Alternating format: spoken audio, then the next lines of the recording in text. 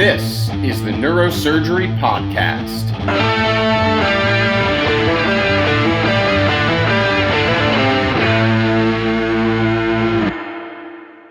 Welcome to the Neurosurgery Podcast. We are broadcasting from the 21st Annual Columbia NREF Charity Softball Tournament. Shout out to all the great teams. 56 teams this year. My God, that's like half the programs in North America. So I'm here with Michael Yang. Michael, welcome to the podcast. Thank you for having me. Have you ever been on before?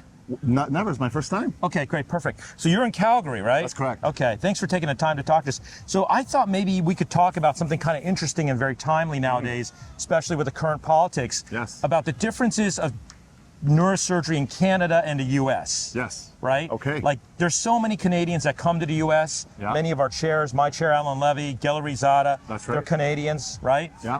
Tell me a little about what your perspective is. You trained in Calgary, right? That's correct. Okay. So, first of all, I think the medicine is very similar, Canada versus U.S. The training is a little bit different for residency. We're a 6-year program. Usually out of those 6-year program, we have one of those years being an enrichment year. That could be research. People could do an MBA or whatnot. And many of the Canadians actually do graduate degrees and masters or PhDs. Okay. Given that the job market is a little bit tight, it's a single payer system. Every province, so which is similar to a state, manages its own healthcare. So the budget is siloed within each province. So each province has only a limited budget. They can't hire that many neurosurgeons because we're expensive. The orders that we order, the MRIs that we order, but we're worth it. We're expensive, but we're worth it. Worth it. But in their eyes, the more neurosurgeons, the more tests that we order, and then the surgery we do require expensive equipment. Right. So there's a limit of capacity in terms of how many neurosurgeons are available, or that can serve the population. I see. So they have an idea like population-based, like we need this many neurosurgeons in Alberta, Canada. Right. Yeah, okay. But the problem is that, especially I'm a spine surgeon like yourself, the wait list is tremendous because we just cannot service. The wait list for the patients. Wait list for patients. Okay. For me, my average wait list is for routine patients 2 years to see me in clinic. To see you in clinic? 2 years? 2 years for a radiculopathy. Oh my God. 2 years.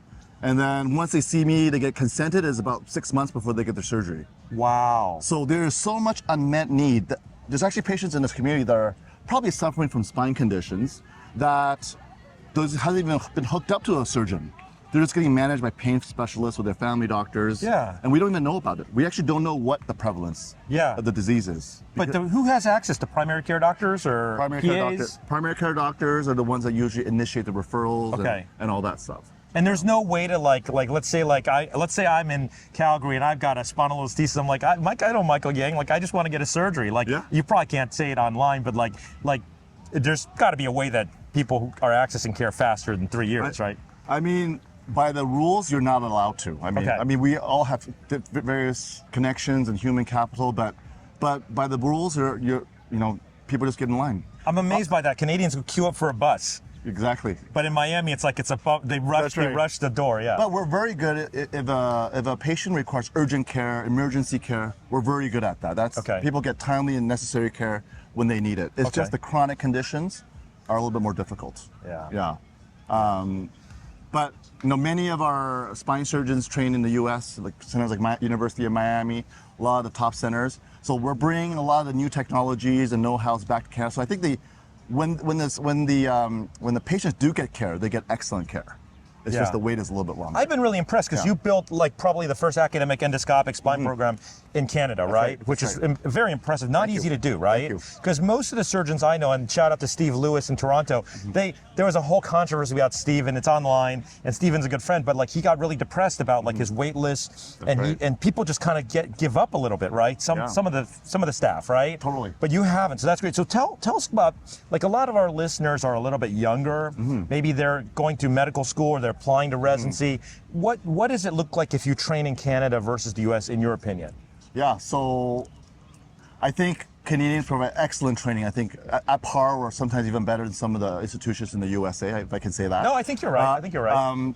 But we do some workforce planning. We know around 50% of Canadian grads do end up working in the U.S. Either mostly in academic centers, but sometimes in community practice, hospital-based practice. The one downside of training in Canada is that we're not board eligible in the U.S.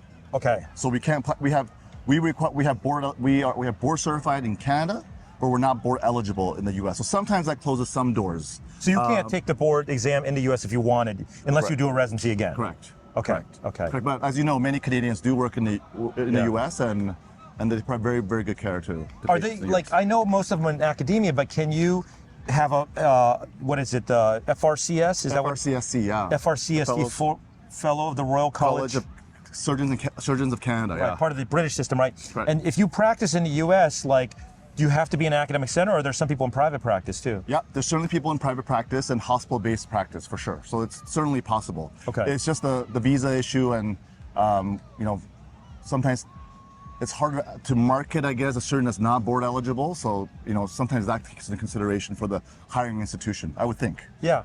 So interesting enough, is spine being such a big epidemiological issue in humans, right? Right. There's probably no shortage of patients that are seeking spine care. Correct. Are you doing things actively, like in your government and politics and insurance systems, to try to get maybe like faster access for patients? Like what's happening in Canada? My angle is always, so first of all, the government is always cost conscious. So is there any way I can save the government money? That's the angle. It's not, they care about patient care, but they really care about their bottom line. So if you can do 100 microdiscectomies at the cost of 50, they're going to let you do 200. Potentially. Right? So you can take care more So the people. angle, it's really early stages, but it's working for government, maybe incentivizing MIS surgery, incentivizing endoscopic surgery so that it motivates other surgeons to learn these innovative techniques. Because in Canada, if you imagine, by the time the patient sees their spine surgeon, they're God, because they've been waiting for 2 years, suffering. Yeah. Whatever procedure they are offering, they're going to say yes. Really? Whereas in the U.S., you can see 3 opinions first before making a decision. Oh, 10. Or 10. So patients don't have the luxury of saying, I want a second opinion and wait another 2 years before I get on. So, but if we can start to incentivize surgical innovation, then maybe we can push the envelope a bit more. But I would say the younger population is doing that. The younger hires are doing that. So Michael, give a message to the young people out there. I'm a young doctor, I'm in college, I'm thinking about, I want to maybe be a neurosurgeon, maybe an orthopedic surgeon, maybe a spine surgeon. You're very good at mentoring people in your lab and your clinical realm. Like, what do you tell the young people to encourage them? Because it's such a long road, right? Either way, Canada or US. That's right. I think it's the basics. It's about human connection and human working with people. So if you're a young college student thinking about medical school or a young medical student thinking about neurosurgery, is to find a mentor. Find a mentor, but come with ideas. Come with I can do it attitude. You don't make your attending or make your supervisor try to solve your problems. Try to solve the problem and get things done and come up with a solution for whatever task has been assigned. I think if you can demonstrate that you're given a task, you can be resourceful and get things done, that is the best setup for success. No excuses. What a great message on this beautiful day in New York City in Central Park. Michael, thank you for coming on the podcast. Thank you for having me. Great. Cheers.